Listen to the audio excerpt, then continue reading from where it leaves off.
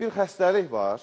Özdə bu yaxınlarda mən eşitmişəm, AXOX xəstəliyi və ağciyər xəstəliklərinə aiddir. Elədirmi? Mən istəyirəm bu barədə yetərincə bizim tamaşaçılarımıza məlumat verəsin. Deməli, AXOX ağciyərlərin xroniki obstruktiv xəstəliyi, onu qısaldıb belə deyirlər. Ağciyərlərin qısa xroniki obstruktiv xəstəliyidir. Bu xəstəlik hava orqanizmə daxil olan, bronxlara daxil olan hava axınının pozulması ilə başlayan bir xəstəlikdir. Deməli, AXOX xəstəliyinin tərkibinə daxildir təsnifatında. Belə təsnifatlaşdırırlar onu. Ümumiyyətlə, deməli, bu xəstəliyi Dünya Səhiyyə Təşkilatında nəzərində xüsusi yer tutub. Eyni zamanda Avropa Assosiasiyasında AXOX xəstəliyinə, yəni ağciyərlərin xroniki obstruktiv xəstəliyinə xüsusi yer verilir. Çünki onun təsnifatında baxın hansı xəstəliklər yer alır. Deməli, birincisi, xroniki obstruktiv bronxit, irinli bronxit, ağciyərlərin emfizeması, ağciyərlərin pnevmatizasiyası, pnevmosklerozu, eyni zamanda ağciyərlərin hipertenziyası və bundan əlavə emfizema xəstəliyinin özünü də ora daxil edirlər. Əvvəllər asma xəstəliyini də ora daxil edirdilər. Amma asma artıq daha geniş forma olduğu üçün asmanın özünün ayrıca klassifikasiyası var.